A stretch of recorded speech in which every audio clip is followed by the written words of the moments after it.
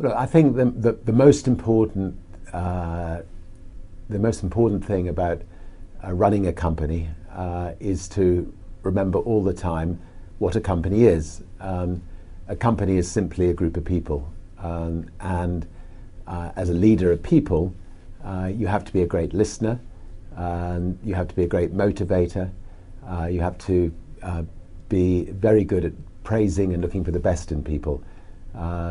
People are no different from flowers. If you water flowers, they flourish. If you praise people, they flourish, and that's a critical attribute of a leader.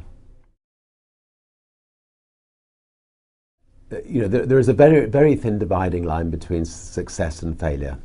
Most people who set up in business without financial backing, they fail at some times in their lives.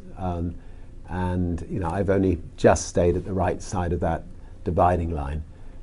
For instance, just after we had a record company, I was fed up flying on other people's airlines. I felt that the experience of flying on other people's airlines was an unpleasant one, and I decided to set up an airline. Our bank went into complete panic attack.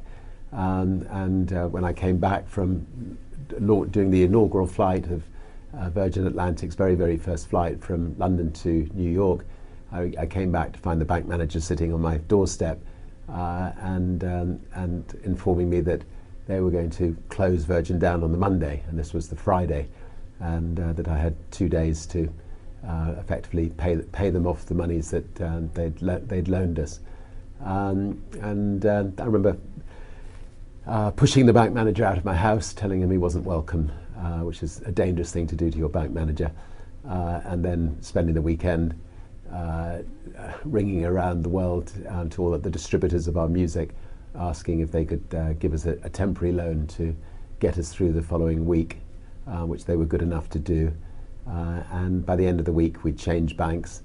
We'd actually managed to find a bank that was willing to lend us 30 times the overdraft facility that our bank had lent us, and we managed to survive. And I think the moral of that story is actually don't think of your bank as somebody that you're beholden to. I mean, people just don't move from one bank to another. Sometimes you need to be willing to step up and move your banks in the same way that you should step up and move your doctor on occasions. Anyway, I learned from that lesson. Virgin does work very well without me. I mean, I used myself to build the brand, to build the sort of 300 or 400 companies around the world. But I also learnt the art of delegation. I have a fantastic team of people who run the Virgin companies, give them a lot of freedom to run the companies as if they were their own companies, give them the freedom to make mistakes. The Virgin brand is now maybe one of the top 20 brands in the world, well respected. When my balloon bursts, Virgin will continue to flourish. Maybe I had the icing on the cake on occasions. Maybe they'll have to spend a bit more money on marketing, but fortunately, Virgin is in a state where it can live on healthily without me.